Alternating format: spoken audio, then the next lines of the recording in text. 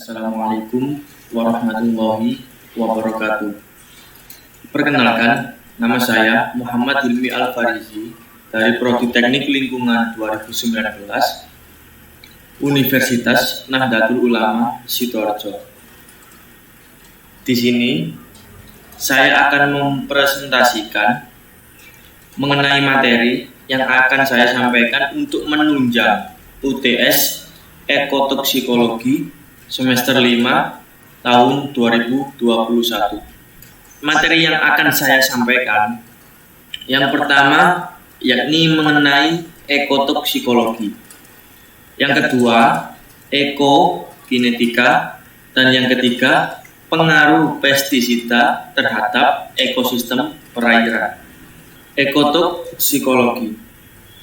Ekotoksikologi terdiri dari dua kata.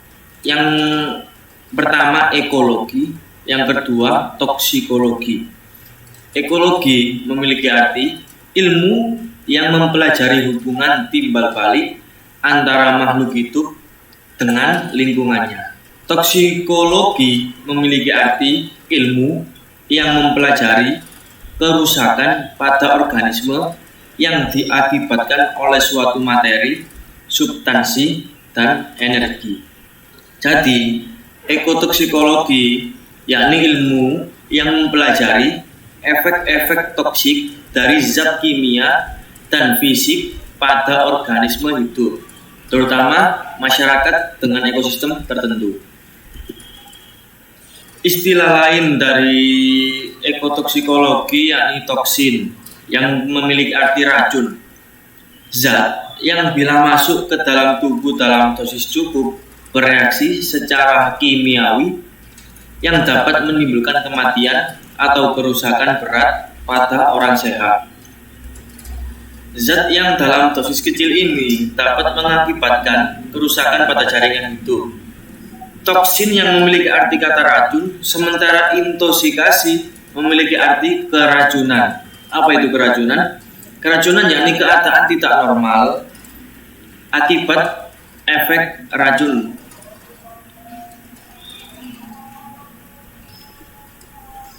Atau juga toksisitas. Toksisitas ini kemampuan racun yang menimbulkan kerusakan apabila masuk ke dalam tubuh atau organ yang rentan terhadapnya. Ada juga xenobiotik. Xenobiotik ini yakni kinetik atau gerak suatu racun di dalam ekosistem. Racun juga termasuk xenobiotik. Materi yang kedua yakni ekokinetika. Ekokinetika dibagi menjadi dua kata, yakni eko dan kinetik. Kinetik memiliki arti gerak, sementara eko yakni ekosistem. Ekokinetik yakni gerak suatu zat racun di dalam ekosistem. Fat racun. Fat racun ini tergantung dari tiga atau dibagi menjadi tiga macam, yakni yang pertama dari sumbernya, yang kedua dari media transport, dan yang ketiga dari transformasi yang terjadi. Sumber racun dibagi menjadi dua, yakni distributif atau tersebar dan non-distributif. Yang distributif ini tidak merata ke berbagai arah, dapat bergerak atau berupa area. Sementara yang non-distributif atau tidak tersebar, yakni sumber titik, baik itu dari cerobong maupun pipa ipal dan juga kawah. Proses kinetik. Proses kinetik ini digolongkan menjadi proses yang pertama biotik, yang kedua abiotik. Biotik yakni reaksi enzimatik, sementara abiotik proses fisik dan kimiawi. Proses abiotik ini berupa proses kimiawi yang terdiri dari hidrolisis, oksidasi, dan reaksi fotokimia.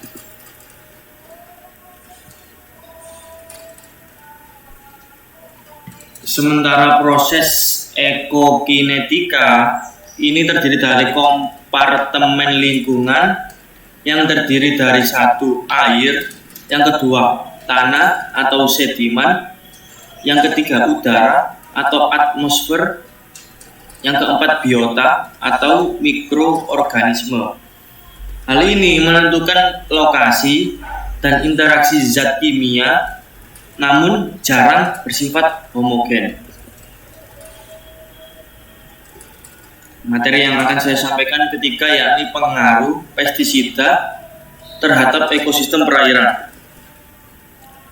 Pengertian pestisida di Indonesia mengacu pada peraturan pemerintah nomor 7 tahun 1973. Dalam peraturan tersebut ini dijelaskan pengertian pestisida yakni zat kimia maupun bahan jasad, remik, maupun virus yang digunakan untuk mencegah hama penyakit yang berpotensi merusak tanaman dan mengganggu hasil pertanian.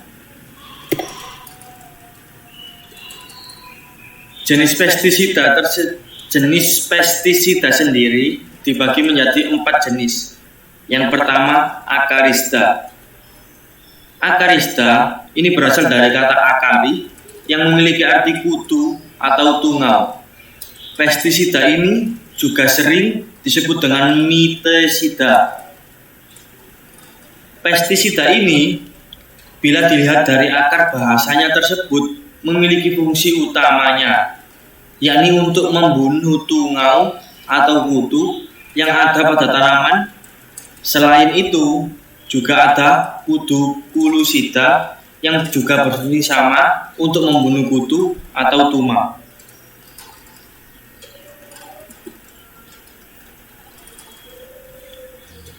Jenis pestisida yang kedua ada algasida. Pestisida algasida seperti namanya, alga di sini berarti ganggang laut. Sementara algasida memiliki fungsi untuk membunuh atau mencegah tanaman pengganggu seperti alge pada tumbuhan petani. Jenis pestisida yang ketiga ada algisida. Apa itu algisida? Algisida ini mengacu pada bahasa Yunan avis yang memiliki arti kata burung. Dari sinilah kita dapat menyimpulkan bahwa pestisida ini memiliki fungsi membunuh maupun mencegah burung di sawah, khususnya untuk tanaman padi ketika panen tiba dan bisa merugikan petani.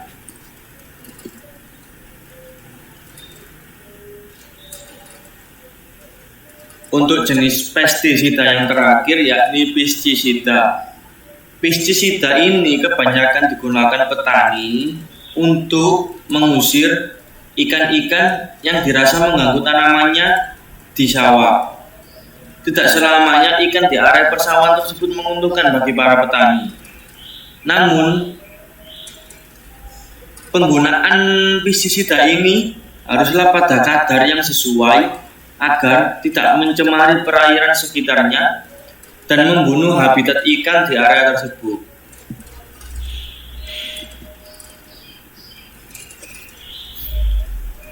Penggunaan pestisida perlu dilakukan dengan menerapkan prinsip 6 tepat atau 6T. Apa itu 6T? Yaitu 1. Tepat sasaran. Yang kedua, tepat mutu. Yang ketiga, tepat jenis pestisida. Yang keempat, tepat waktu. Yang kelima, tepat dosis atau konsentrasi. Dan yang keenam, tepat cara penggunaan. Ancaman terkait penggunaan pestisida yang tidak terkontrol tidak mungkin diabaikan karena akan memberikan dampak pada lingkungan tersebut.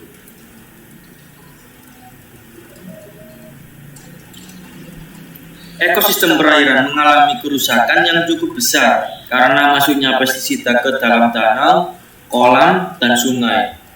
Antrazin beracun bagi beberapa spesies ikan, dan itu juga secara tidak langsung mempengaruhi sistem kekebalan beberapa amfibi-amfibi dan sangat dipengaruhi oleh pestisida yang mencemari permukaan air.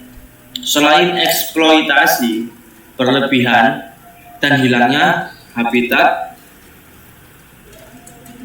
Akumulasi pestisida ini di rantai makanan menjadi perhatian yang terbesar karena secara tidak langsung mempengaruhi predator dan raptor.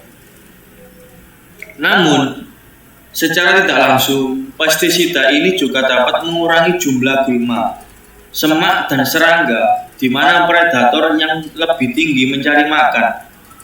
Selain itu, penggunaan jangka panjang dan seringnya pemakaian pestisida menyebabkan bioakumulasi. Bioakumulasi ini sebagai bahas yang di atas.